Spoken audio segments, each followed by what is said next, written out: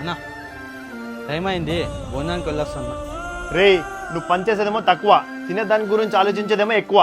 అర్ధగంట లేట్ అయినా ఏం అయ్యలేదు, ముందు పని చేయి. అన్నా రే మనిషా పశువు నువ్వా? కడుపుకి ఏం తింటారా తెలిసేలేదా? నేనేం చేశానన్నా? రేయ్, నీ కళ్ళు కనిపిస్తాయి లేదా? బయట బోర్డు వేయలేదా చెప్పులు బయట వేయాలని? షాప్లోకి వేసుకొచ్చావు.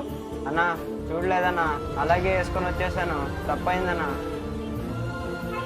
అన్నా మేము పని చేసేవాళ్ళన్నా, మమ్మల్ని తిడితే ఒక అర్థం ఉంటుందన్న.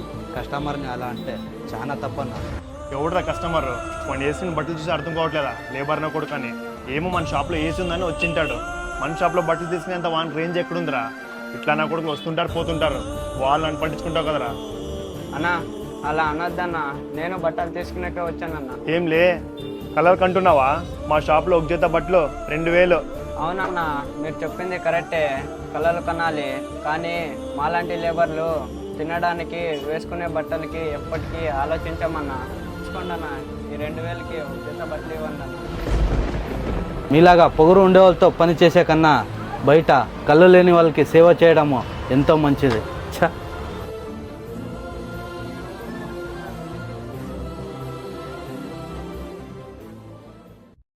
సబ్స్క్రైబ్ చేసుకోండి.